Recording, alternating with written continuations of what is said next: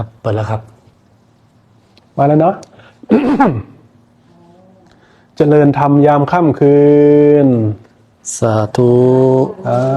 กลับมาพบกันเช่นเคยเนาะเช็คสัญญาณภาพสัญญาณเสียงหน่อย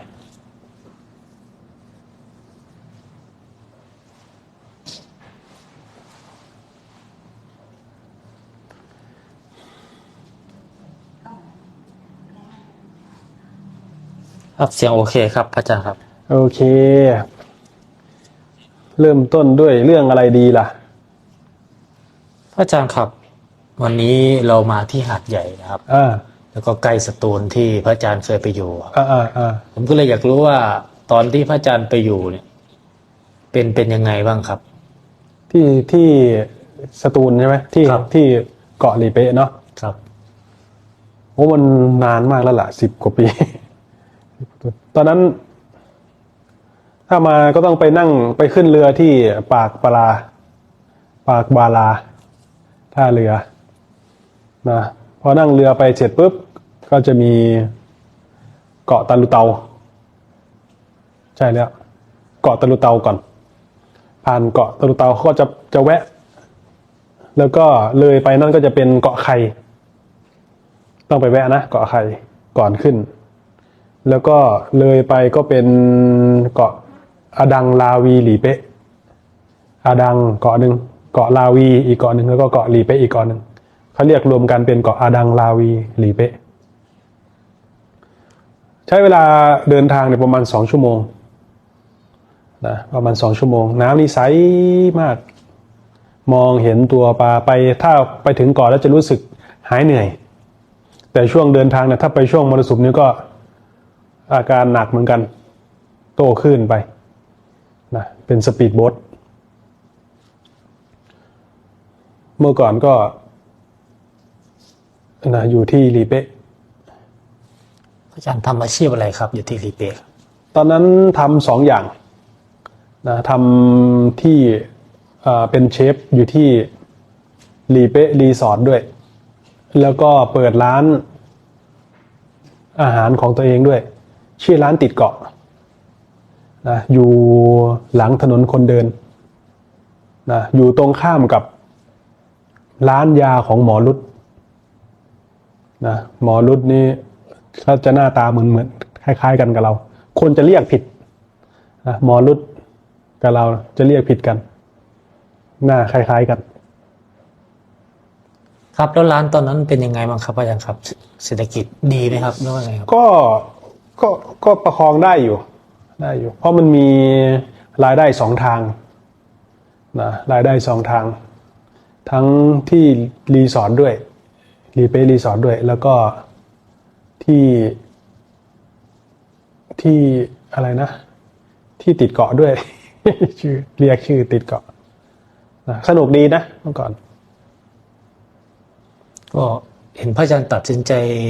ออกบวชอยู่ที่นี่ครับมีเหตุอันใดครับพระอาจารย์ครับตอนนั้นตอนที่จะได้ออกบวชนั่นน่ะต้องเริ่มก่อนคือปกติเนี่ยเราไม่เคยได้มาดูแลรับผิดชอบชีวิตใครเนาะเคยดูแลแต่ตัวเองเคยได้รับการดูแลจากพ่อกับแม่แต่เวลาที่เรามาใช้ชีวิตจริงๆเนี่ยเวลาที่เราพัดออกจากอ้อมอกของพ่อของแม่แล้วเนี่ยพอเรามาเผชิญชีวิตด้วยการต่อสู้ด้วยการทำงานเจอกับผู้คนที่หลากหลายเนี่ยเราไม่รู้มาก่อนว่าชีวิตมันต้องสู้กันขนาดนี้มันเหนื่อยมากจนรู้สึกว่าไม่มีใครรับรู้ความทุกข์ของเราได้มันรู้สึกแบบมันมืดมันรู้สึกแบบหาที่พึ่งไม่เจอจนบางครั้งรู้สึกอยากตายรู้สึกอยากจะทิ้งทุกอย่างไว้ข้างหลังนะจนได้เห็นรอยยิ้มของลุงตะวันแกเป็นคนสวนที่เราจ้างมาแต่งสวนให้นะปรากฏว่าแกยิ้มวันนั้นเราเดินออกจากร้านจะไปพักลุงตะวันแกนั่งอยู่ที่คลองเนื้อตัวแกก็เปื้อนโคลนแล้วแกก็เห็น ก็เลยเรียกไปไหนตะวันเรียกถามอย่างนี้นะเห็นเราเดินผ่านไปเราก็เลยหันแบบคนที่กำลังอยากจะตายเนี่ยโลกมันจะมืดไปหมดเลยนะเดินก้มหน้าเห็นแต่เท้าตัวเองเดินจากก้าวทีละก้าวทีละก้าวไปเรียกไปไหนตะวันก็หันหน้าไปดูไปเจอหน้าลุงตะวันก็ยิ้มเราก็เลยคิดในใจดูแกมีความสุขจังเลยในขณะที่เรากำลังอยากจะทิ้งทุกอย่างไว้ข้างหลังอยากจะตายซะให้มันรู้แล้วรู้รอดไปเลยอย่างเงี้ยแต่ทำไมดูแกมีความสุขจังเราควรจะมีความสุขอย่างนั้นทำไมเรากลับไม่มีความสุขอย่างนั้นเริ่มตกผลึกว่าความสุขของลุงตะวันเนี่ยคืออะไรนะพอวันสิ้นเดือนจ่ายเงินเดือนลูกน้องเนี่ยลูกน้องพากันดีใจร้องเพลงยิ่งทำให้เรางงไปอีกทำไมเขาถึงมีความสุขนะทำไมเขาถึงมีความสุขก็เลยถามเขาทำไมถึงมีความสุขกันจังเลยวันนี้ร้องเพลงเขาบอกว่าวันนี้เขาจะได้กลับบ้านว่างั้นกลับบ้านเนี่ยนะเราก็มองย้อนกลับไปถึงบ้านของตัวเองมันก็จะบอกว่ามีความสุขไหมมันก็รู้สึกธรรมดารู้สึกธรรมดาบางครั้งเนี่ยตอนเด็กๆอยากจะหนีออกจากบ้านด้วยซ้ำนะบางครั้งวันนั้นก็เลยลองโทรศัพท์กลับบ้านดูที่บ้านมีความสุขมันเป็นยังไงนะเพราะเราไม่รู้จักความสุขเราก็เลยโทรศัพท์กลับไปหาความสุขที่บ้านโทรไปเบอร์แม่นะกดเบอร์แม่ตอนนั้นแม่นอนแล้วล่ะท่านรับสายช้านะพอท่านรับสายปุ๊บก็อ้าวแม่นอนแล้วเหรอไม่บ่เป็นยังแม่นอนโหลดไม่เป็นไรแม่นอนเลยก็วางสายไปสักพักหนึ่งแม่โทรกลับธรรมดาเนี่ยเด็กผู้ชายไม่ค่อยโทรกลับไม่รู้จะคุยอะไรกับพ่อกับแม่แต่วันนี้มันโทรมาท่านก็น่าจะมีพิรุธนั่นแหละนะว่ามันอยู่ดีมันก็โทรกลับมาที่บ้านแม่ก็เลยโทรกลับแม่พูดว่าเป็นยังไงบ้างน้อลูกเป็นยังไงบ้างน้อสู้ๆเด้อแม่อยู่ข้างลูกเสมอนั่นละนะเป็นยังไงบ้างน้อลูกสู้ๆนะแม่อยู่ข้างลูกเสมอนะอย่างเงี้ยเราก็ร้องไห้อยู่ที่ร้านนะร้องไห้นี่เราโตแต่ตัวไม่ต่างอะไรจากควายตัวหนึ่งที่ไม่เคยรู้เลยว่าพ่อกับแม่ท่านคอยเป็นห่วงดูแลเรามาตลอดไม่เคยรู้เลยนะเราควรจะทำอะไรสักอย่างเพื่อตอบแทนคุณท่านนะก็เลยไปเจอหนังสือเรียกว่าไปอ่านเจอหนังสือธรรมะบอกว่าอานิสงส์ของการออกบวชเพื่อทดแทนคุณของบิดามารดาคือเราจะทำอะไรก็ตามเราจะแบกท่านไว้บนหลังก็ตามอะไรเงี้ยก็ยังไม่เท่าเชื่อว่าทดแทนคุณของบิดามารดาแต่การบวชนี่แหละจะเป็นการนำทางให้บิดามารดาเนี่ยได้เข้ามาใกล้ชิดกับพระพุทธพระธรรมพระสงฆ์กับพระรัตนตรัยอันประเสริฐจะเป็นการสร้างเหตุคือการบวชเพื่อทดแทนคุณของบิดามารดาเป็นการสร้างเหตุเราก็เลยบอกกับแม่ว่าอยากจะบวชให้แม่สัก1 พรรษานี่แหละเป็นเหตุที่เราได้บวชครับแล้วยังไงต่อครับอาจารย์ครับทีนี้ก็กว่าจะได้บวชก็อายุ26นะตอนนั้นอายุ23ที่โทรศัพท์กับแม่เนี่ยผ่านไป3 ปีนะกว่าจะได้บวชก็ไม่เคยไปวัดนะไปวัดเนี่ยไปจอดรถซื้อลูกชิ้นคือไม่เคยมีศรัทธาคนที่ไม่เคยมีศรัทธาในศาสนานะไปก็เมาไปด้วยไปบวชเมาบวชพอท่านถามว่าท่องเอสาหังได้หรือยังเนี่ยก็โอ้ยต้องท่องเอสาหังด้วยเหรอโอ้ยทำไมยากจังเลยไม่บวชกลับงอแงกลับแต่ว่าพระพี่เลี้ยงท่านก็ว่าถ้าการบวชครั้งเนี้ยมันสำคัญเราก็ต้องทำให้ดีท่านว่า การบวชครั้งนี้สำคัญไหมถ้าสำคัญเราก็ต้องทำให้ดีนะก็ลองดูลองตั้งใจดูก็สุดท้ายก็ได้ก็ผ่าน คือการไปบวชกับครูบาอาจารย์เนี่ยท่านจะให้เราแบบดูนิสัยอย่างเงี้ยนะดูว่าเราเป็นคนแบบพูดได้ไหมสอนได้ไหมบอกได้ไหมนะมีความนอบน้อมไหมมีความเคารพต่อครูต่ออาจารย์ไหมอะไรอย่างเงี้ยท่านจะพิจารณาในการเข้าไปศึกษาเป็นลาภของเรามากที่ได้ไปเจอกับครูบาอาจารย์จริงๆนะเราได้มีโอกาสศึกษาเขาเรียกว่าแก่นนะได้ไปศึกษาเนื้อแล้วก็มีคนที่มีความเห็นตรงครูบาอาจารย์ที่มีความเห็นชอบนะที่ชี้ไปในทางออกจากทุกข์เนี่ยได้มีโอกาสศึกษาเป็นลาภอันประเสริฐของเราถ้าเราไม่ได้ถ้าเราไม่ได้มีโอกาสถ้าเราไปเจอคนที่เขามีความเห็นผิดอย่างเงี้ยนะเราก็จะมีโอกาสเข้าใจผิดตามเขาไปเลยอันนี้ถือว่าเป็นลาภของเราเป็นลาภของเราที่ได้เจอกับครูบาอาจารย์นั่นเองครับแล้วบวชเข้าไปแล้วเนี่ยแรกๆนี่ทำสมาธิไหมครับอาจารย์ครับไม่ทำไม่รู้เรื่องบวชเข้าไปใหม่นี่ก็นอนรอวันศึกอย่างเดียวนะนอนรอเดี๋ยวเราก็ศึกแล้วเราเคยไปเที่ยวตรงนั้นเราเคยไปเล่นตรงนี้อย่างเงี้ยนะนอนรอวันศึกทีนี้คนมันเป็นเมื่อก่อนมันสายปาร์ตี้มันนอนดึกมันนอนไม่หลับแต่ละคืนเนี่ยเหมือนเป็นปีเลยกว่าจะผ่านแต่ละคืนนี่มันโอ้ยนะพลิกหน้าพลิกหลังพลิกซ้ายพลิกขวาแล้วนะสุดท้ายก็เลยลองปฏิบัติดู ลองทำดูสักหน่อยนะลองปฏิบัติดู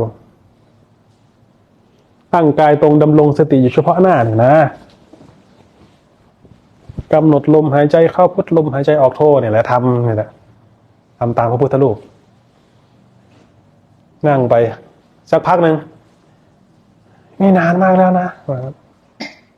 แล้วก็ลืมตา5 นาที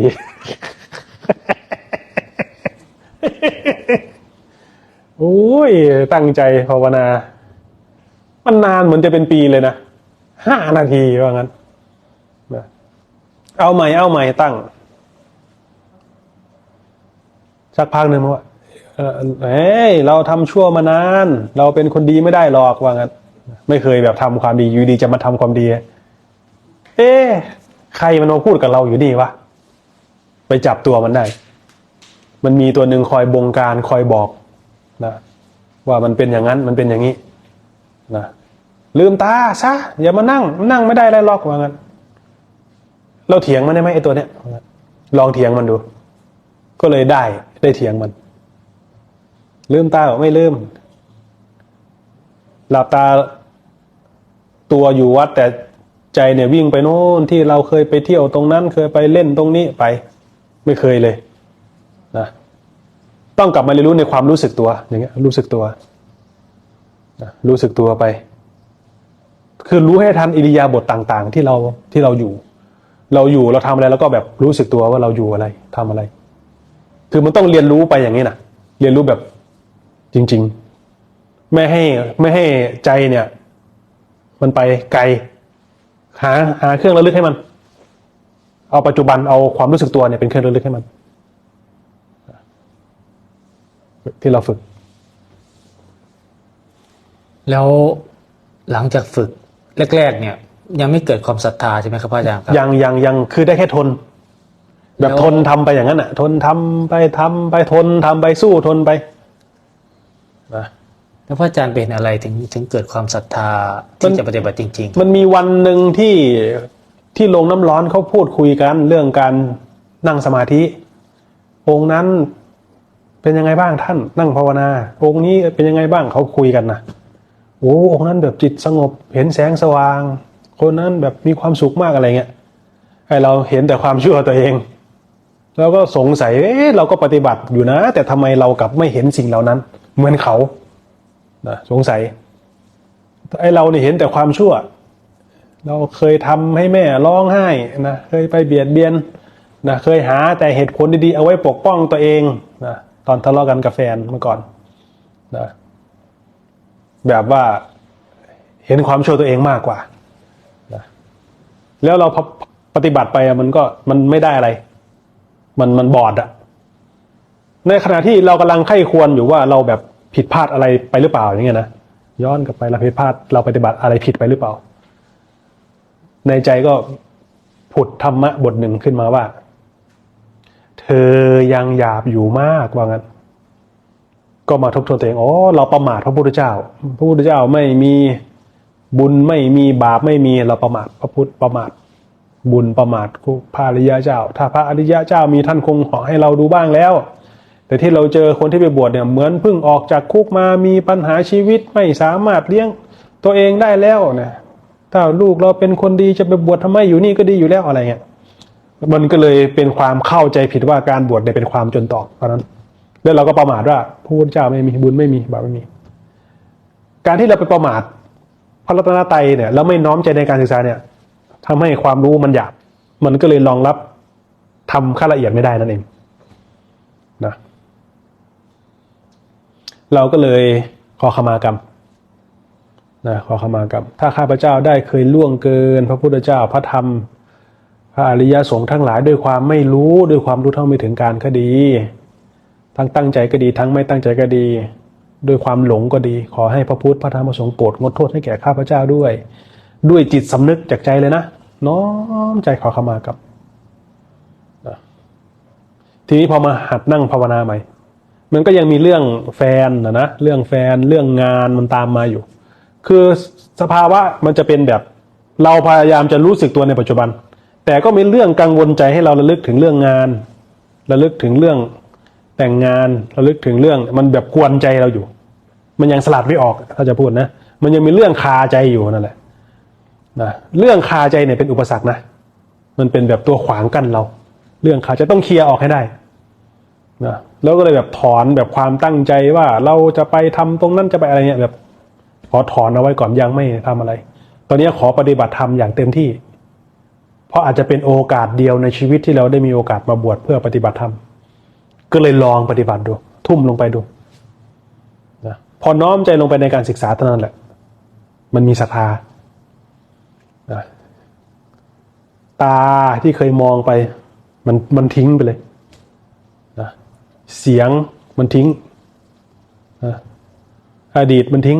อนาคตมันทิ้งเหลือแต่ความรู้อยู่แล้วความรู้เนี่ยเห็นคือเป็นความรู้ที่รวมเข้ามาอย่างเงี้ยอย่างเงี้ยนะมันรวมเข้ามาแล้วร่างกายเนี่ยก็ถูกแบบเห็นแค่ร่างกายเหมือนกองทรายเหมือนกองดินบางอย่างแล้วมันก็สะอื้นออกมาแล้วก็ร้องไห้โอ้แล้วก็อัศจรรย์ว่าเรามีสติปัญญาเพียงน้อยนิดนี้ยังพอรู้พอเห็นได้เหรอทำไมองค์ที่ท่านมีความเฉลียวฉลาดยิ่งกว่าเราทำไมจะไม่มีมันมีศรัทธาในการปฏิบัตินะแม้ไม่เห็นพระพักตร์ของพระพุทธเจ้าก็กราบลงเลยตรงนั้นแบบมันปลื้มใจน้ำตานี่ไหลลงกระเทือนเลยโอ้ยเกิดศรัทธามากนะนี่แหละจุดเริ่มต้นในการปฏิบัติของเราครับแล้วพอไปเห็นอย่างนั้นแล้วพระอาจารย์ทำไงต่อครับอาจารย์ครับมันมีศรัทธาในการปฏิบัติคือใจเนี่ยมันจะเกาะเลยนะความรู้ภายในมันจะเกาะแม้แต่ลืมตาเนี่ยมันก็ไม่ปล่อยตัวเนี้ยเดินอยู่มันก็เกาะไปตัวสังเกตเนี่ยเราสังเกตเห็นได้ใช่หรือว่าเมื่อก่อนเราไม่เคยมีแบบนี้มันเป็นความรู้ที่ตั้งมั่นรู้อยู่เฉพาะตัวเองเห็นอยู่ที่มันเฝ้าฐานอยู่ตลอดนะมีศรัทธาแล้วก็เดินเนี่ยเหมือนเหาะได้เลยเห็นดูผมสิ่งที่ไม่เคยเห็นก็ได้เห็นทีนี้สิละเอียดไม่เคยเห็นก็ได้เห็นไม่เคยได้ยินก็ได้ยินมันละเอียดลึกซึ้งเกินกว่าปกติถ้าใจเรามันเข้าถึงสภาวะนี้ได้นะมันจะเรียนรู้ได้ละเอียดขึ้นแล้วธรรมะมันจะเป็นธรรมะที่แบบมันจะมีเรดาร์ที่แบบขาดจากใจมันจะคัดกรองได้เลยว่าธรรมะขั้นนี้ประเภทไหนนะมันจะรู้เลยว่าอ๋อขั้นนี้ประเภทไหนอันนี้ไม่เกี่ยวกับเราทิ้งเลยอันนี้ขั้นจะเป็นประโยชน์ต่อเรามันจะสนใจในการเรียนรู้มากคือมันมีความฉลาดในการเรียนรู้นั่นแหละ ถ้าเกิดว่าเรามีกำลังของความตั้งมั่นแล้วนะเราจะมีความฉลาดในการเรียนรู้ คือไม่ว่าเราจะไปฟังครูบาอาจารย์องค์ไหนมันจะมีความฉลาดในการเรียนรู้มีความคล่องตัวในการศึกษาสูงมากขอให้ใจเรามีกำลังของสติสมาธิเกื้อกูลกันมันจะไปเกื้อกูลการศึกษานะตัวนี้ แล้วเครื่องกังวลที่พระอาจารย์เล่าตั้งแต่ทีแรกว่ากังวลว่างานแต่งอย่างเงี้ยครับมันขาดตอนไหนครับก็พอเราแบบลอยออกไปก่อนคือแบบยกเลิกเอาออกไปก่อนอย่างเงี้ยนะคือตอนนี้เรื่องอะไรมันมากวนเรามันไม่ใช่เวลานี่มันมาผิดเวลาในขณะนี้มันเป็นช่วงเวลาที่เราจะปฏิบัติธรรมอาจจะเป็นโอกาสเดียวอย่าเพิ่งมาเลยแบบเนี้ยแบบพาคนไปก่อนเคลียร์ไม่ให้มันค้างใจครับแต่บางครั้งมันก็เคลียร์ไม่มันก็ก่อนจะไปเหมือนกันก็มีบางเรื่องพอเคลียร์ปุ๊บมาอีกแล้วเคลียร์ปุ๊บมาอีกแล้วก็เคลียร์อยู่นั่นน่ะคอยเคลียร์มันอยู่งั้นน่ะอันไหนที่เคลียร์ยากสุดครับอาจารย์ครับงานเราเป็นคนบ้างานพอพูดเรื่องงานปุ๊บมันโอ้ปวดหัวต้องมาเขียนน่ะการเขียนของเรานี่มันเป็นการระบายเรื่องที่ซ่อนอยู่ในหัวนี่ออกโอ้ปวดหัวมันเร็วมากเราเป็นคนบ้างานแล้วทำนั้นเนี่ยมันจะแบบมีเรื่องมีข้อมูลในการทำงานได้แบบนั้นทีนี้ มันนั่งอยู่เฉยๆเนี่ยโอนชนกันอีลุงตุงนางหมดเลยเอาเขียนออกมาเขียนบางทีเขียนมั่วๆมันก็ได้ขี้คายบางอย่างที่ซ่อนอยู่ในใจเรามันก็เบาลงนะพอเราได้เขียนออกมาแล้วแบบมันกับมีที่ฝากแล้วอ่ะมันเหมือนกับลักษณะแบบเป็นหนี้จนนอนไม่หลับก็เลยโทรไปหาเจ้าหนี้บอกว่าไม่มีเงินจ่ายนะก็เลยนอนหลับ เจ้าหนี้นอนไม่หลับแทนอะไรประมาณเนี้ยคือทิ้งไปแล้วมันอยู่กับคนอื่นแล้วไม่ได้เกี่ยวกับเราแล้วมันได้ออกไปแล้วอย่างเงี้ยนะแต่การราคาพระอาจารย์ไม่ได้เด่นใช่ไหมครับอาจารย์ไม่เด่นแต่มันไม่เด่นแต่ค่อนข้างเหนียวเหมือนกันแต่ไม่เด่นของเรามันเป็นโทสะมันเป็นแบบโทสะจริตเป็นคนที่แบบค่อนข้างที่จะไม่ไว้ใจใครเนี่ยเราจะรู้จักตัวเองเราจะไม่ค่อยวางใจลงกับอะไรนะหุนหันพลันแล่นทำอะไรเร็วเกินจนคนไม่ทันอย่างเงี้ยนะแบบเร็วเรียนรู้เร็วเกินนะหุนหันพลันแล่นไม่ค่อยก็เลยไม่ค่อยไต่ตองนะไม่ค่อยแบบรอบคอบเราจะพูดนะไม่ค่อยรอบคอบไม่ค่อยไต่ตองเป็นคนแบบด่วนสรุปนะเป็นโทสะจริต และแก้ยังไงครับอาจารย์ครับโทสะจริตเนี่ยใช้สมาธิแล้วก็อย่าเพิ่งเข้าไปตัดสินมันจะใส่อย่างเดียวเลยใจเย็นๆก่อนอย่าเพิ่งเข้าไปตัดสินใจเย็นๆก่อนอย่าเพิ่งเข้าไปตัดสินอย่างเงี้ยโง่หงุดหงิดมากนะเวลาที่มันสรุปไปแล้วอ่ะมันสรุปไปให้เราแล้วอ่ะเราสรุปไปก่อนแล้วอ่ะแล้วแบบแล้วเราไปเถียงมันอ่ะแบบเฮ้ยอย่าเพิ่งโอ้มันสู้กันจนว่าไอ้ความเห็นที่เรามีเนี่ยมันไม่ขยับเพราะมันรู้ว่าแบบไม่เกิดประโยชน์พอมาเห็นว่าเราสรุปไปโดยที่เราไม่รู้จริงอ่ะมันไม่เกิดประโยชน์กับเราเลยบางทีเราเข้าใจผิดไปเองบางทีเราเห็นผิดไปเองอย่างเงี้ยโอ้อย่าเพิ่งเข้าไปตัดสินนั่นเองมันก็เลยเป็นที่มาของคำว่าไม่ตัดสินนะอย่าไปเชื่อมันใช่ไหมใช่อย่าไปสรุปอย่าไปออกความเห็นนะอย่าไปมีความเห็นแค่รู้จักมันทำให้ใจเรามันชะลอแล้วก็แบบเบาลงแบบไม่ต้องไปมีความเห็นว่างั้นคำราคะขาดได้ไงครับของพระอาจารย์ครับมันมีตอนแรกมันเนียนคือมันซ่อนของเรามันเด่นเรื่องโทสะนะมันเด่นเรื่องโทสะแต่กามราคะเนี่ยมันแอบอยู่นะมันแอบซ่อนอยู่นะปกติเนี่ยเราจะมองคือนิสัยเราเนี่ยเดิมทีนิสัยเรานะระหว่างผู้หญิงกับผู้ชายเนี่ยเท่ากันเดิมทีในใจเราในความรู้สึกเราแล้ว ตอนที่เพื่อนเราแต่งงานเนี่ยก่อนที่เราจะรู้จักตัวเองนะตอนที่เพื่อนเราแต่งงานตอนนั้นอะม.5 ม.6นี่แหละเวลาที่เพื่อนเขาแต่งงานเขาก็กอดใช่ไหมกอดกันจับมือกันอย่างเงี้ยแบบปกติใช่ไหมแต่เราไม่ปกติในใจเราเนี่ยมันมีความเห็นว่ามันจับกันได้ด้วยเหรออย่างเงี้ยนะผู้หญิงกับผู้ชายเนี่ยควรจะแยกกันอยู่แต่ว่าในความรู้เราเนี่ยมันไม่ควรจะอยู่ด้วยกันมันไม่ควรจะแบบคือนิสัยเรามันม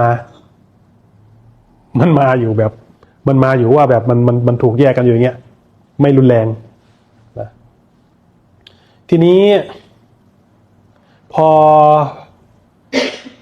พอแฟนเรามาเขาบอกว่าอะไรนะได้วันลาสิกขาหรือยังได้วันลาสิกขาหรือยังเนี่ยพอตกลงกันไว้ว่าบวช1 พรรษานะแล้วก็แต่งงานนะพอครบ1 พรรษาแล้วเราก็เลยเห็น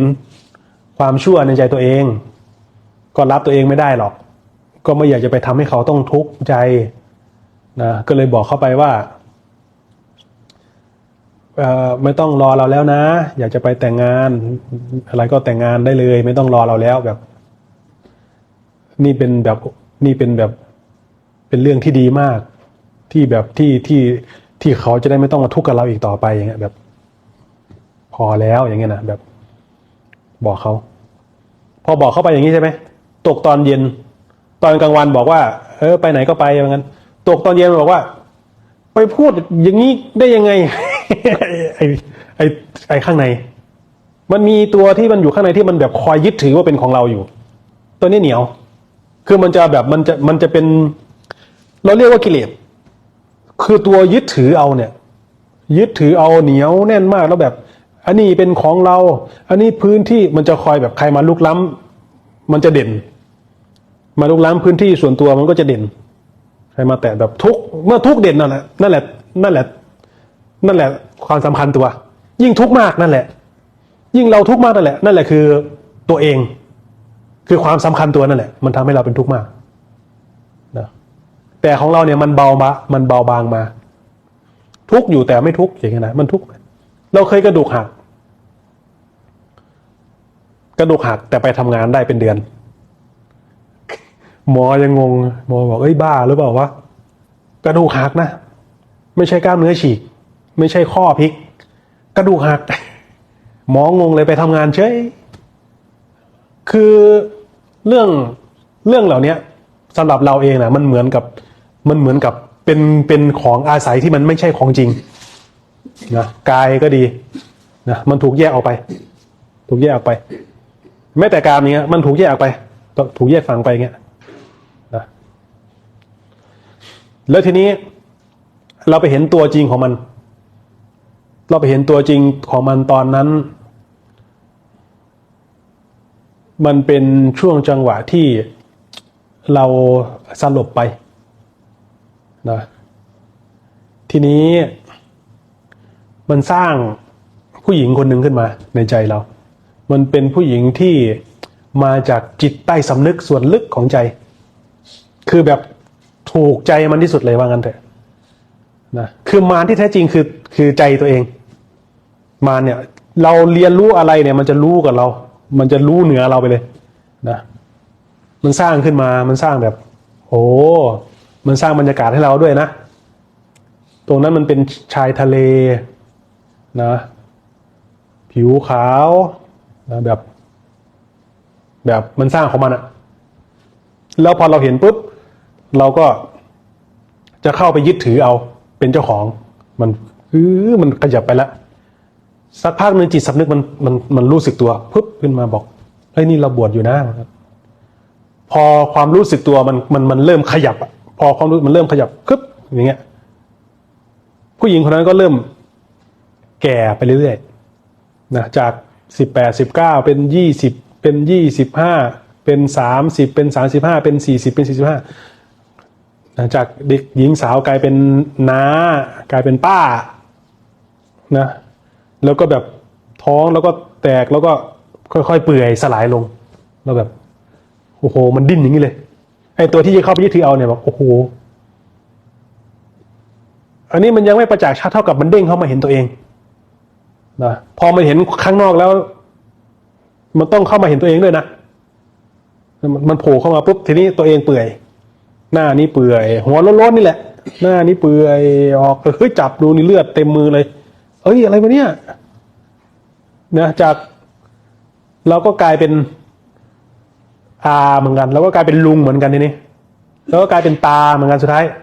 โอ้มันพอเห็นตัวเองตายลงเท่านั้นแหละโอ้มันหวาดกลัวเลยมันสะดุ้งเลยโอ้ความตายรอเราอยู่ว้าความตายรอเราอยู่คือทุกคนแบบพ่อมาจากความเป็นเด็กแบบมันเห็นอย่างเงี้ยค่อยๆเรียงลำดับกันไปแม่มาจากความเป็นเด็กเหมือนกันค่อยๆเรียงลำดับไปทุกคนแบบค่อยๆไปสู่ความตายกันหมดเลยอะเราแบบเฮ้ยเรื่องเขาอะไรวะเนี่ยนี่มันก็อ๋อเราจะออกยังไงเราจะออกยังไงเราจะออกยังไงเราจะออกจากความแก่ความเจ็บความตายนี่ได้ยังไงแล้วก็ได้นิมิตของแม่ชีแก้วไงนะตอนแรกไม่รู้จักทางมรรคผลนิพพานไม่รู้จักเลยไม่เคยได้ยินมาก่อนด้วยซ้ำนะท่านบอกว่าลูกเอ๋ยโลกนี้เป็นโลกหาได้นะจะหาทรัพย์ก็หาได้จะหายศก็หาได้จะหาสวรรค์ก็หาได้จะหามรรคผลนิพพานก็หาได้เนี่ยขั้นเนี้ยมาติดอยู่ในใจเราเสียงแม่ชีแก้วดังกึกก้องอยู่ในใจมันคืออะไรวะมรรคผลนิพพานไม่เคยรู้มาก่อนคือไม่เคยได้ยินมาก่อนด้วยซ้ำนะแต่ใจเนี่ยสนใจแบบเริ่มอยากจะออกจากนะเริ่มแสวงหาทางออกจากจุดนี้แหละ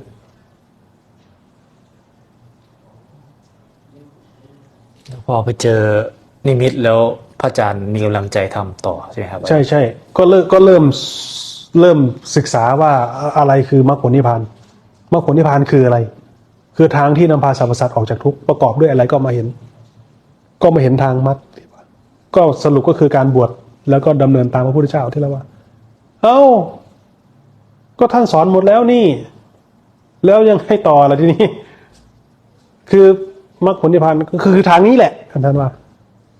แล้วยังไงล่ะทีนี้ก็ยืนงงอยู่ท่านก็เลยตัดขึ้นมาไงที่เราพูดว่าท่านแบบมาอุ้มเราอะแล้วท่านก็บอกว่าเธอพร้อมแล้วหรือหนทางนี้เธอต้องเดินคนเดียวหนทางนี้ไม่ได้สะดวกสบายหนทางนี้ไปแล้วเธออาจตายได้เธอพร้อมแล้วหรือหนทางนี้เท่านั้นแหละที่จะสามารถนำพาสรรพสัตว์ออกจากทุกข์ไปได้เธอพร้อมแล้วหรือแบบมันก็เลยแบบย้ำว่าเราแบบไม่ได้เข้าใจผิดไปเองคือแบบนี้แหละเมื่อเธอรู้แล้วเธอจะไปถามใครมา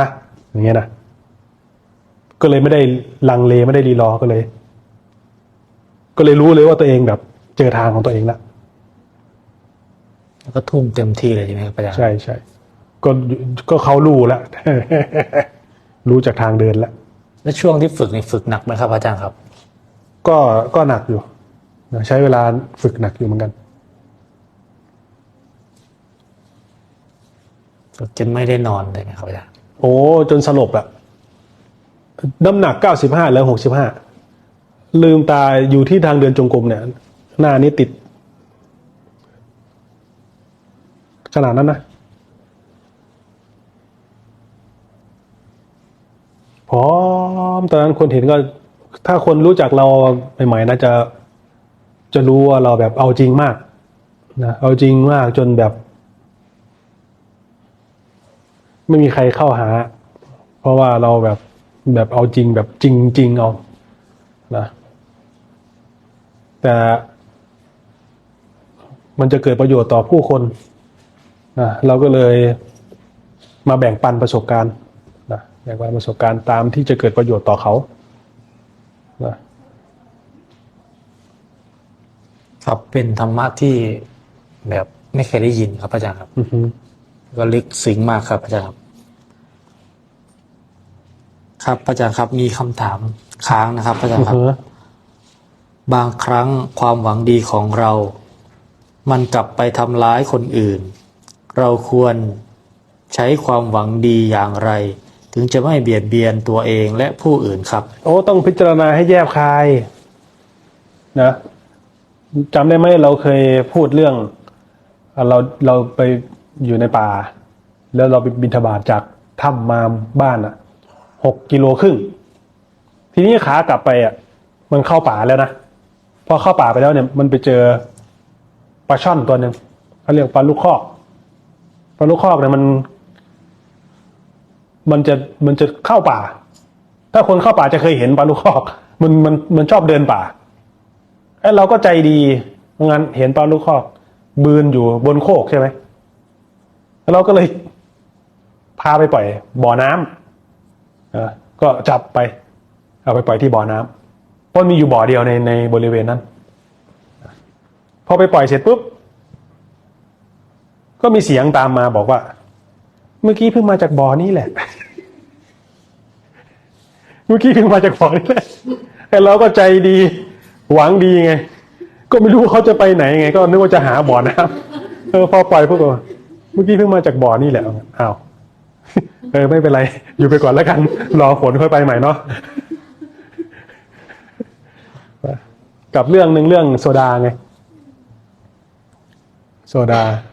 ตอนนั้นโซดาบวชนะตอนนั้นเนนบาบวชกับโซดาหรือเปล่าไม่รู้ไม่ได้บวชนะมีโซดามายังไม่ได้บวชตอนนั้นโซดายังไม่ได้บวชแต่มาช่วยรับบาตรนะมาช่วยรับบาตรเสร็จทีนี้นานๆจะมีคนซื้อขนมจากเซเว่นไปใส่บาตรใช่ไหมเลอแปงก็โอ้วันนี้มีเลอแปงด้วยเราก็ว่าวันนี้เราจะเก็บขนมเนี่ยไว้ให้โซดานี่คือหลานไปช่วยรับบาตรอะไรเงี้ยนะทีนี้พอเขารับบาตรเสร็จแล้วก็ฉันเสร็จเรียบร้อยใช่ไหมเราก็เลยโซดาขนมเลอแปงโซดาไม่เอาเราก็เลยงงทำไมไม่เอาล่ะเราแบบให้อยากได้อะไรว่างั้นเราเลยถามเงี้ยอยากได้อะไรโซดาก็เลยชี้ใส่กล้วยอยากได้กล้วยโอ้สิ่งที่เราเข้าใจว่าดีมันดีเฉพาะตัวเองไม่ได้ดีกับเขาคือถ้าเราจะช่วยอะไรใครเราต้องแบบให้แยบคายว่าการที่เราจะช่วยคือเป็นสิ่งที่เขาต้องการจริงๆไหมนะมันก็เลยแบบอาศัยประสบการณ์ในการเรียนรู้นั่นเองก็เลยว่ามีประสบการณ์ในการเรียนรู้ด้วยความแยบคายประสบการณ์มันจะสอนเรานะ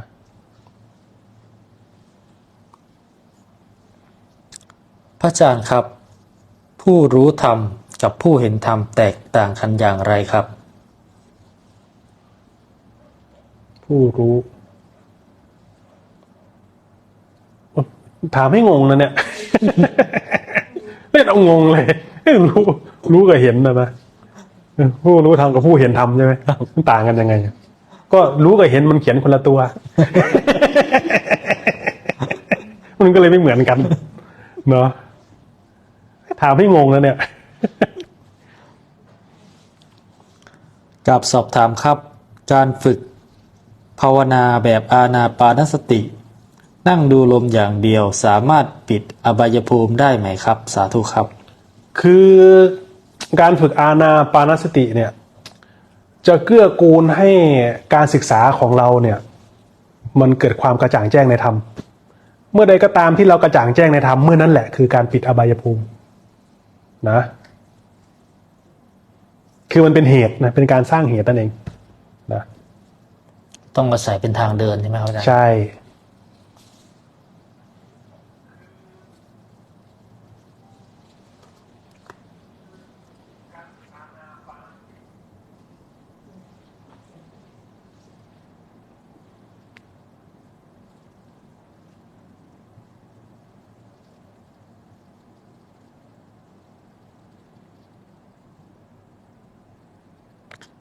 เมื่อก่อนจะพิจารณาไตรลักษณ์บ้างอริยสัจสี่บ้างสัญญาทุกข์ผุดขึ้นมาก็พิจารณาให้คลายบ้างแต่ปัจจุบันนี้รู้สึกโล่งในชีวิตประจำวันยืนเดินนั่งนอนก็ไม่มีสัญญารบกวนเรื่องต่างๆผุดเรื่องต่างๆผ่านมาที่ทุกข์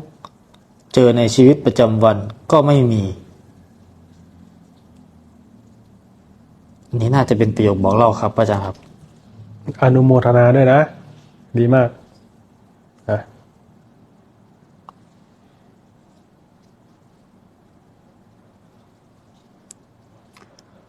ขอคำแนะนำหน่อยครับบัวสามเหล่าเปรียบเหมือนอะไรครับ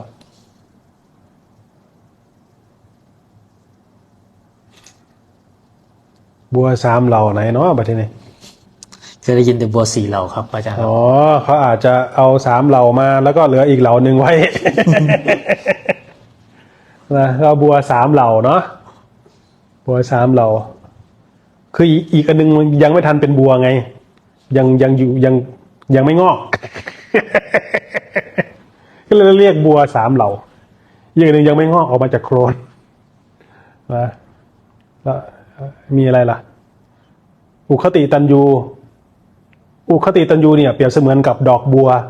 ที่ลอยอยู่เหนือผิวน้ำเพียงต้องแสงแดดของพระอาทิตย์ก็สามารถเบ่งบานได้เปรียบเสมือนกับเพียงแค่ได้สดับพระสัทธรรมก็ประจักษ์แจ้งในธรรมนะคือบุคคลที่มีกำลังสติสมาธิปัญญาพร้อมแล้วนะพอเหมาะแล้วคือดอกบัวเนี่ยออกมาพ้นน้ำแล้วนะวิปจิตตัญญูคือดอกบัวที่กำลังจะขึ้นอย่างเงี้ยเนี่ยนี่ผิวน้ำนะนี่กำลังจะขึ้นเนี่ยอยู่ปิมนะคือผู้ที่มีกำลังสติสมาธินะเมื่อต้องแสงแดดของพระอาทิตย์นะจะสามารถเบ่งบานได้ในวันต่อๆไปก็คือเมื่อได้ยินได้ฟังพระสัทธรรมแล้วไปไข้ควรตามกำลังสติปัญญาของตนก็จะสามารถเบ่งบานได้ในวันต่อๆไปคือได้ต้องแล้วเนยยะบุคคลคือดอกบัวที่อยู่ใต้น้ำเปรียบเสมือนกับคนที่มีกำลังสติสมาธิปัญญาระดับอ่อนๆเหมือนพวกเราท่านๆนี่แหละคือเห็นแสงแดดของพระอาทิตย์เนี่ยเห็นอยู่ลำไรนี่นะนู่นแสงแดดของพระอาทิตย์เห็นท่านสอนธรรมะอยู่เห็นนู่นเนี่ยเปรียบเสมือนกับคนที่โขนขวายตามโอวาทคำสั่งสอนคือจะทะยานขึ้นไปเพื่อที่จะรองรับแสงแดดของพระอาทิตย์นั่นเองผู้ที่โขนขวายตามโอวาทคำสั่งสอนเจริญสติสมาธิปัญญาให้มีกำลังขึ้นเพราะบ่มอินทรีย์จนมีกำลังสติสมาธิปัญญาเพื่อที่จะไปต้องแสงแดดของพระอาทิตย์นั่นเองนะจะสามารถเบ่งบานได้ในวันต่อๆไปนะในสักวันหนึ่งท่านว่าอย่างนั้นในสักวันหนึ่งต้องเบ่งบานได้เพราะขนขวาอยู่ในสักวันหนึ่งแล้วก็ไอ้ที่ยังไม่เป็นบัว ก็เรียกว่าปะทะปรมะนะปะทะปรมะคือโดนโคลนอันนี้น้ำใช่ไหมอันนี้โคลนนี่ก็เปรียบเสมือนกับรูปเสียงกลิ่นรสสัมผัสนะลาภยศสรรเสริญความเมาความเพลินมันปิดหูปิดตาให้เราเมาอยู่ในวัยเมาอยู่ในทรัพย์เมาอยู่มันมืดเลยแม้ไม่สามารถรู้ได้เลยว่ามีแสงแดดของพระอาทิตย์พระพุทธเจ้ามาอุบัติแล้วยังไงเหรอ ท่านว่าสุดวิสัยที่จะบอกที่จะสอนคือไม่สามารถสงเคราะห์ได้ก็มีท่านว่าอย่างนั้นคือคนที่มืดสนิทเลยนะไม่สามารถสงเคราะห์ได้ก็มีนะมีคำถามย้อนไปตอนฝึกปฏิบัติครับพระอาจารย์ครับพระอาจารย์ฝึกอานาปานสติหรือไม่ครับตอนที่พระอาจารย์เห็นธรรมอานาปานสติอานาปานสติในใช้ลมหายใจกับคำบริกรรมนะหลายคนอาจจะเข้าใจว่าพระพุทธเจ้าไม่ได้สอนให้บริกรรมจริงๆแล้วพระพุทธเจ้าสอนให้บริกรรมแต่แล้วแต่คนนะถ้าเขานั่นเพราะว่าเขายังศึกษาไม่ทั่วถึงนั่นเองจริงๆแล้วองค์ที่ท่านสอนให้ศึกษาอานาปานสติไปพร้อมกับคำบริกรรมเนี่ยก็มีนะหายใจเข้าพุทอันเนี้ยเป็นอุบายของครูบาอาจารย์ที่มีคำบริกรรมด้วยนะพระพุทธเจ้าลมหายใจเข้ายาว ลมหายใจออกยาวรู้หนึ่งลมหายใจเข้ายาวลมหายใจออกยาวรู้สองท่านสอนให้ระลึกด้วยมีนะ เพราะว่าเคยดูภาพยนตร์ครับอาจารย์เกี่ยวกับพระพุทธเจ้าครับแล้วมีอยู่ตอนหนึ่งท่านสอนทีแรกท่านสอนให้ดูอสุภกรรมฐานครับทีนี้ท่านก็ไปเข้าไปอะไรนี่เนี่ย3 เดือนครับกลับออกมาพระน้อยพระเหลือน้อยคือเหตุไปฝึกอสุภกรรมฐานแล้วเนี่ย เห็นร่างกายตัวเองเป็นแบบสิ่งที่น่าเกลียดครับแล้วให้เพื่อนฆ่าพอทีนี้พระอานนท์ก็เลยทูลให้พระพุทธเจ้าเนี่ยสอนกรรมฐานใหม่ให้ครับท่านก็เลยเมตตาสอนอานาปานสติครับ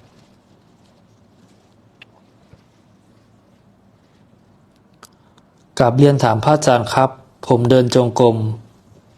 พอจิตสงบน่าจะพิมพ์มาไม่ครบนะครับ พอจิตสงบจบไปเลย พอจิตสงบแล้วก็ไม่มีคำพูดเหนือคำพูดจิตสงบ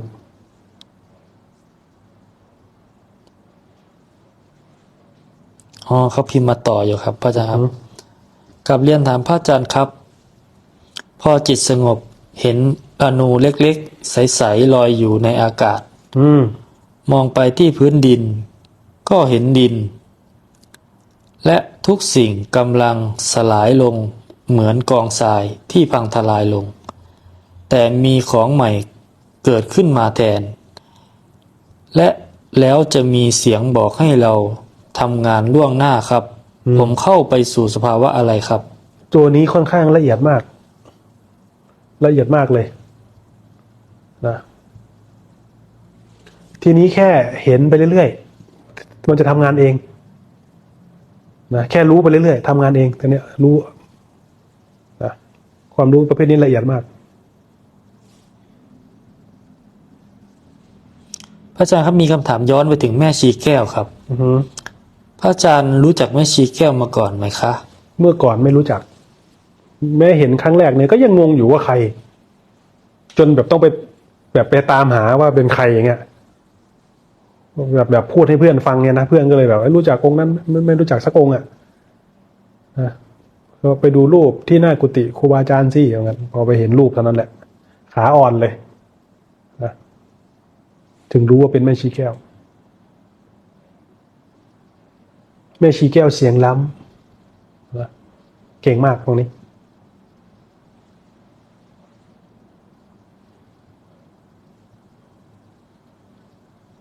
อัศจรรย์ท่านสอนเราได้ทั้งที่ท่านละธาตุขันธ์ไปแล้วอ่ะอัศจรรย์อ่ะ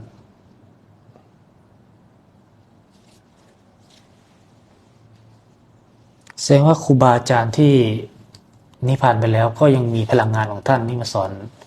คนที่มีวาสนากับท่านอยู่ใช่ไหมครับใช่เรามองอย่างนั้นเรามองว่าเป็นนิสัยวาสนาเหมือนบางคนไม่เคยเจอหลวงปู่มั่นแต่ฝันเห็นหลวงปู่มั่นได้อย่างเงี้ยไม่เคยเห็นมาก่อนท่านก็พูดเรื่องนี้เรื่องนั้นอะไรให้เราแบบได้เรียนรู้อ่ะเป็นอุบายเป็นเงื่อนเราว่าเรื่องเหล่านี้ก็ประมาทกันไม่ได้ล่ะนะแม้ว่าจะเป็นนิมิตก็ตามแต่ถ้านิมิตนั้นเป็นไปเพื่อความรู้สึกตัวเราก็เรียกว่าธรรมอยู่ดีเพราะเป็นไปเพราะให้เรารู้สึกตัวไม่จะเป็นอุบายครูบาอาจารย์แต่ทำให้เรารู้สึกตัวได้เราก็เรียกว่าธรรมอยู่ดีอะไรก็ตามที่ทำให้เราสามารถรู้สึกตัวได้เราเรียกว่าธรรมนะ เพราะว่าเหมือนเราอยากนอนหลับอยากจะฝันดีๆมันก็ไม่ฝันดีนะครับอาจารย์มันไม่มีทั้งเงินนะวันนี้จะฝันดีๆนะเนี่ยฝันแสบๆเลยนะวันนี้ทีก็ฝันไหนเลยวะบางทีฝันว่าวิ่งไปเข้าห้องน้ำอีกตื่นขึ้นมาที่นอนเปียกอีกโอ้ยเยี่ยวใส่บอลตัวนี้เยี่ยวใส่ที่นอนถ้าฝันเห็นห้องน้ำอย่าเข้านะมันเป็นกับดัก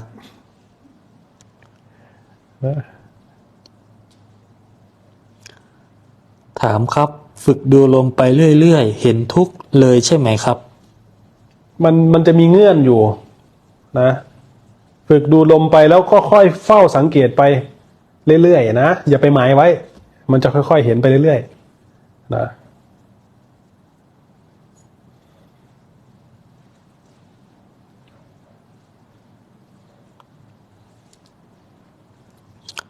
กราบเรียนถามพระอาจารย์ตะวันครับ ตอนนี้ผมพบว่าผมมีตัวอยู่ดังต่อไปนี้ 1. ตัวผู้รู้ผู้เห็น 2. ตัวผู้รู้สึก 3. ตัวผู้คิดปรุง 4. ตัวผู้ทำกรรม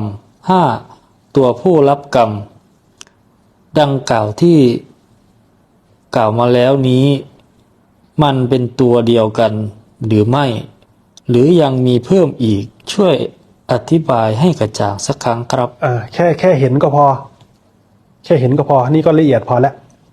แค่เห็นก็พอแล้วไม่ต้องไปถามหามันแล้วนะแค่เห็นมันทำงานก็พอแล้วก็คือเฝ้าดูมันไปเรื่อยใช่แค่รู้พอแล้วแค่รู้พอแล้วเพราะว่าพอเห็นปุ๊บเนี่ยมันจะถูกแยกออกเป็นกองถ้าเรียกว่าเห็นขันทำงานตัวหนึ่งคิดนะตัวหนึ่งเป็นกรรมวิบากตัวหนึ่งทำกรรมนะเรียกว่าเห็นขันทำงานนั่นเองนะแค่เห็นเฉยๆนะเราจะเห็นมันทำงานเองของมันแล้วจะเป็นผู้เฝ้าสังเกตนะเมื่อใจเรามันเป็นอิสระจากการเฝ้าดูแล้วเนี่ยหมายความว่ามันจะดับลงคือมันเห็นชัดแล้วเห็นชัดจนประจักษ์แล้วมันทุกข์พอเห็นว่ามันเป็นทุกข์เท่านั้นแหละมันจะดับลงเลย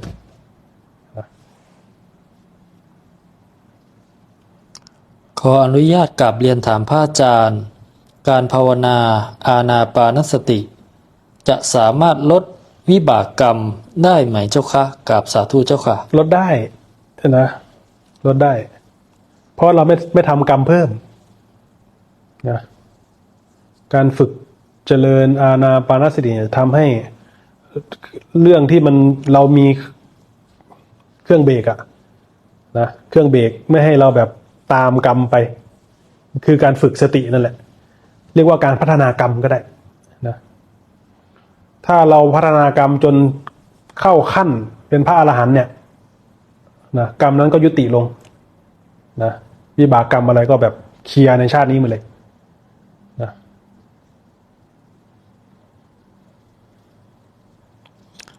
กราบนมัสการครับ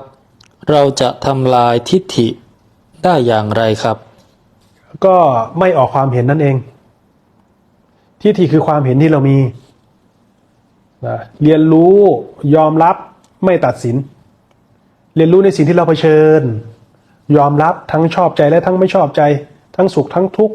ทั้งดีทั้งชั่วทั้งสว่างทั้งมืดมันเป็นของคู่กันเรียนรู้ในการยอมรับให้ได้นะเบื้องต้นก็ใช้ความอดทนไปก่อนจนเกิดสติปัญญาเมื่อสติปัญญาประจักษ์ชัดแล้วมันก็ขาดจากใจนะเมื่อเราขาดจากใจแล้วเราจะไม่สงสัยนะเรียกว่าไม่มีความเห็นนั่นเองทำลายความเห็นนั่นเองเรียนรู้ยอมรับไม่ตัดสินนั่นเองไม่ต้องไปตัดสินอะไรเพราะตัวที่มันทำให้เราทุกข์อยู่ก็คือความเห็นของเราที่เรามีต่อทุกสิ่งนั่นเองเราไม่ต้องไปออกความเห็นอะไรเลย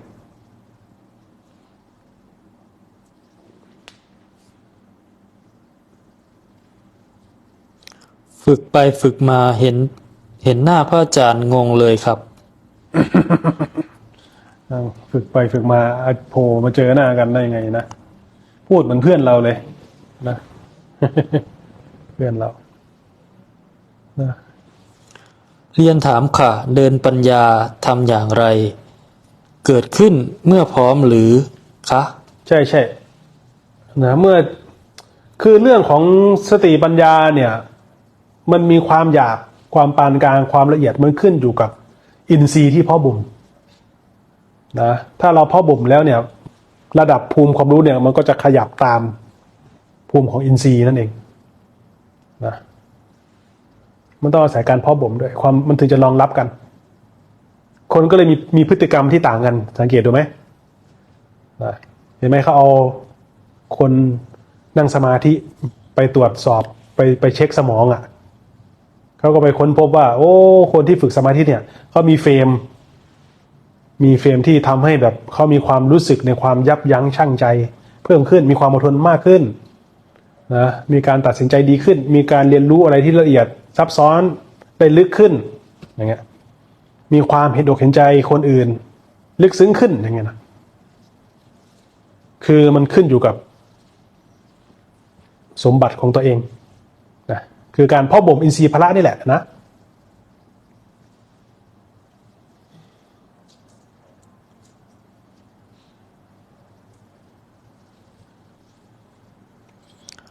ขอถามพระอาจารย์ตะวันครับ เหตุที่เราไม่เคยฝันมา3-4 ปี มีบาปกรรมอะไรหรือเปล่าครับ ไม่มีอย่าอยากฝันเลยนะจะไปอยากฝันกับเขาเลย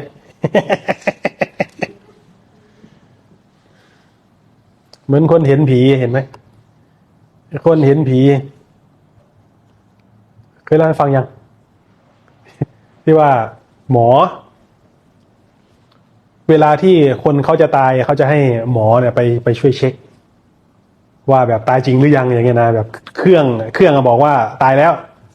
แต่ว่าหมอต้องไปฟังชีพจร ไปเช็คดูว่าแบบต้องฟังแบบ5 จุดครบ5 จุดแล้วแบบของถึงหมอจะเป็นคนคอนเฟิร์มว่าตายแล้วพยาบาลก็จะลงว่าตายเวลาไหนอะไรอย่างเงี้ยนะเขาก็เรียกหมอช่วยเช็คให้หน่อยตายหรือยังเหมือนกันหมอก็ไปจะไปฟังชีพจรคนที่นอนกับคนที่ยืนคนเดียวกันเฮ้ยคนที่นอนคนที่ยืนคนเดียวกันเลยนะพยาบาลก็เลยเรียกหมอตายหรือยังเดี๋ยวโอ้ตายแล้ว ยืนอยู่นี่เอง ตายแล้ว ไปแล้วตายแล้วไปแล้ว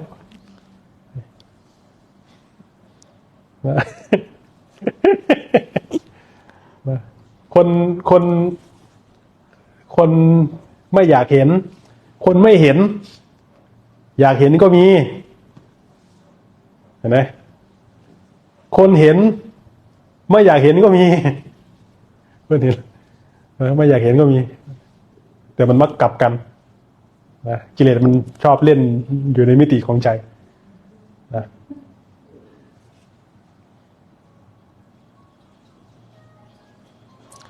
กลับถามพระอาจารย์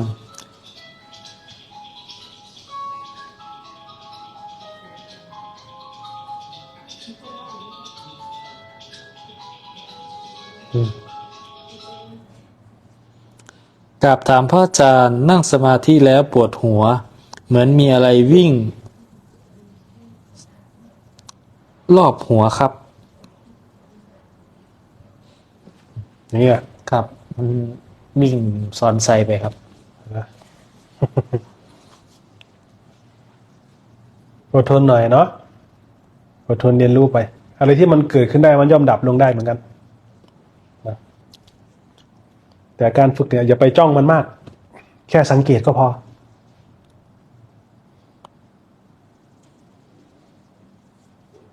58แล้วครับอาจารย์ครับโอเควันนี้ก็เอาเท่านี้ก่อน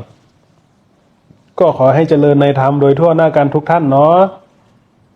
จนสามารถก้าวผ่านล่วงพ้นความทุกข์ได้โดยทั่วหน้ากันทุกท่านทุกคนเทอญสาธุ